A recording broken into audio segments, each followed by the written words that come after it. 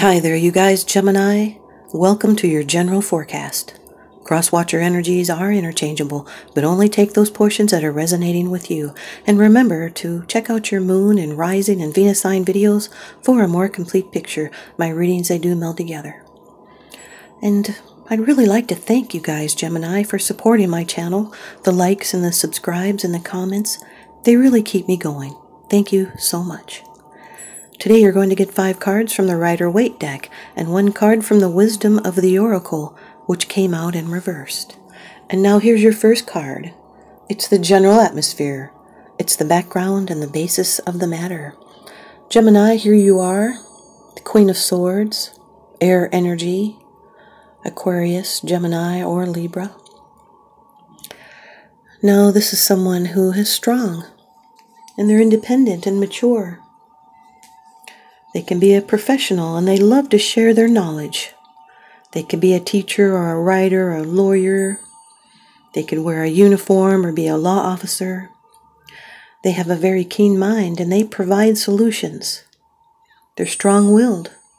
They could be divorced or widowed, and they're able to teach us how to cope with loss and to accept life as it is.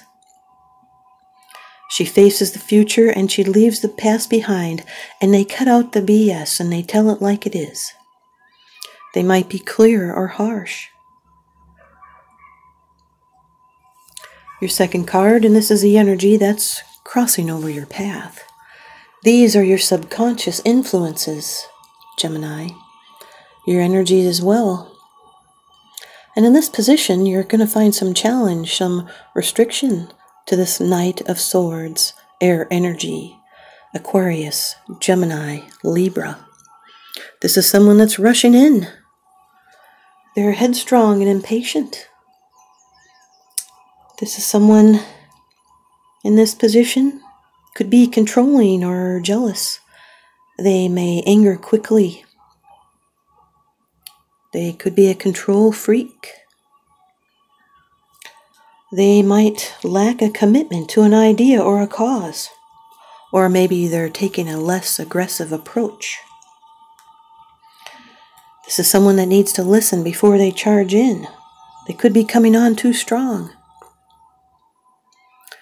And they may not be telling you the whole complete story. As you can see, their sword is not all shown.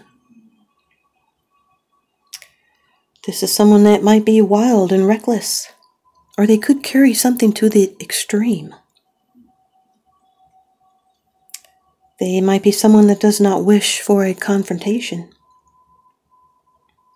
because they could charge someone too powerful and then they would be knocked off their horse, and it would be by that Queen of Swords.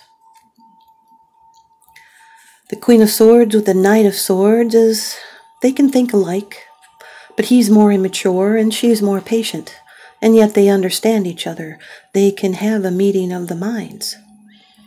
But he can be obnoxious when he tries to prove how clever he is. This can be an activist working towards a resolution. Here's your third card. This is how it affects you. These are the influence, outer influence that are affecting you. Could be others, even your attitude, Gemini. The 9 of Wands, fire energy.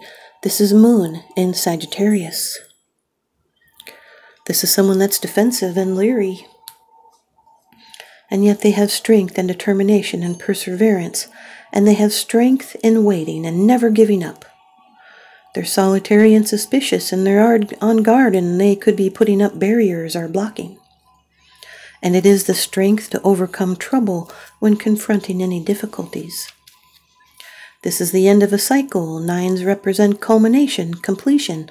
A job is done. And this is victory and courage through endurance. And it's the pause in the struggle. It's being prepared and having strength in reserve. The boundaries have been put up, and there's eventual victory, but steady force must be applied. You're hanging in there, and you're in a very strong position. This is victory through courage and endurance. It's restraint. Could even be a need for a vacation. Someone might be looking over their shoulder. They could know what to expect. The Queen of Swords with the Nine of Wands is protecting and being on guard. It's being defensive about a decision.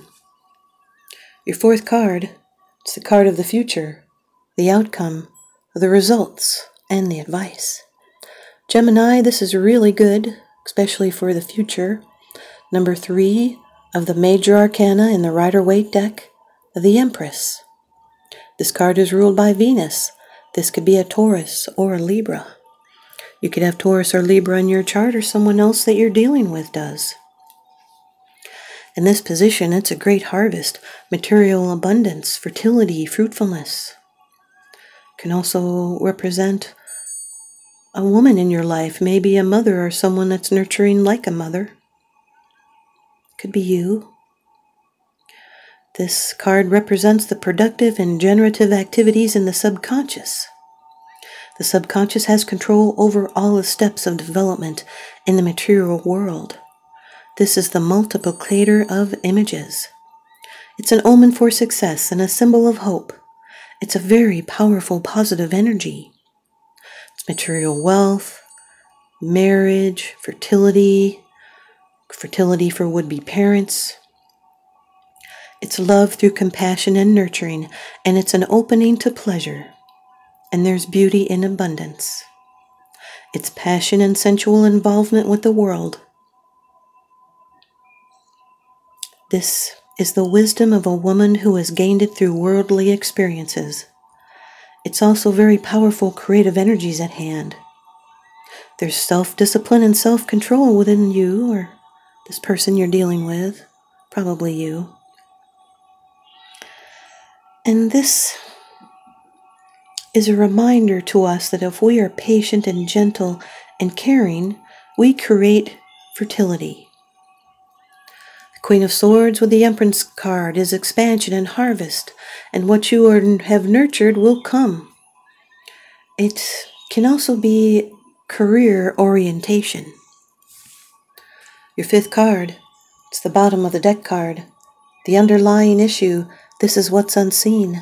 It's unseen because it's not something that you're sharing with others, yet you are consciously aware of this, Gemini. Number 0 of the major arcana, the Fool. This card is ruled by Uranus. This can be an Aquarius. Aquarius could be in your chart or someone else's. This is the first of the major arcana of the 22 cards that show hidden meanings, karmic lessons, major life themes. This is new and unexpected opportunity. It could appear out of nowhere. It's new and unknown and unfamiliar. It could be a surprise. And anything is possible. There is unlimited potential.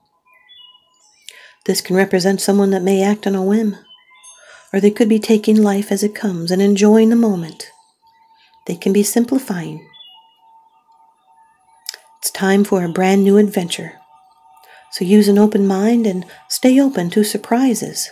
A choice is offered. It could be trying something new. It's a very important beginning and a time for action. This person could be a free spirit. They're loving and caring, and they're trusting where the universe is taking them. The Fool is representing a state of openness and faith that they will be supported in this adventure. And they feel no fear, and they feel everything will work out well. The Fool gives us courage to continue and prods us to seek new experiences, and you should be following your own instincts rather than the advice of others.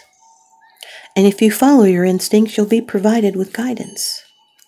This is being on the edge of a very important new beginning and staying open-minded to fresh possibilities.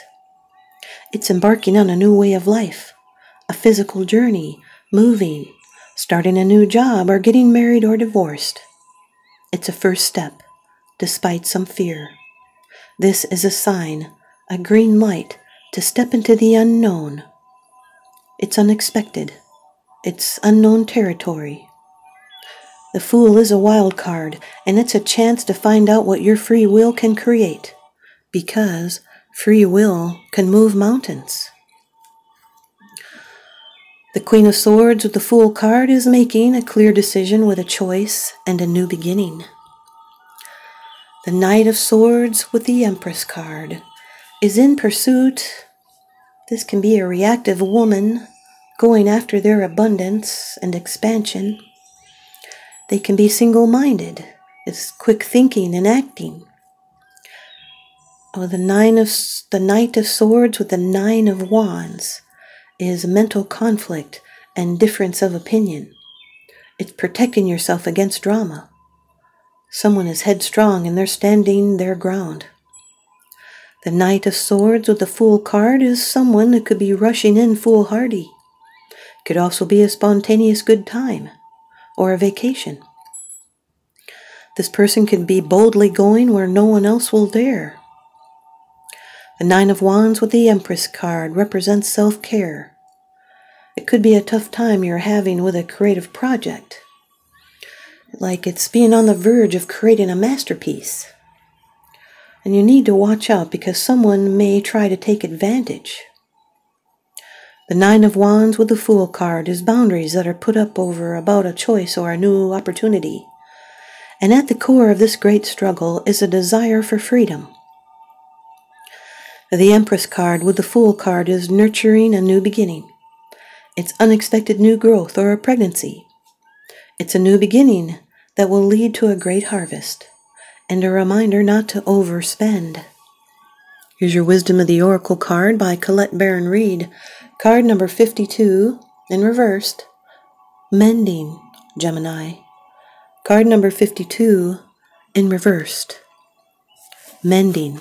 So we read the protection message. Heartbreak is a strange healer of souls. Our grief strips away our masks and loosens our tight hold on our separateness, where we view ourselves as I and the world as it. Loss allows us to see ourselves as a part of a larger scheme, opening up to sympathy, empathy, and dependence on others in a moment when we can't hold ourselves together. And it leads us to become one with the greater whole again. Pain and suffering is a part of life, and none of us will be immune to it. Can you view this loss, this pain, this dissonance as a way back to source? Let your sorrow break your heart wide open. Heart. You will never be left behind. You are loved, now more than ever, by Spirit, who does not want you to feel alone. One day you will look back and know this truth. Thanks, you guys, Gemini. I hope you stay tuned in and leave me a comment or a thumbs up, and please subscribe. Now remember, what goes around comes around, so I'm sending you guys out love and light and blessings. Thanks for watching.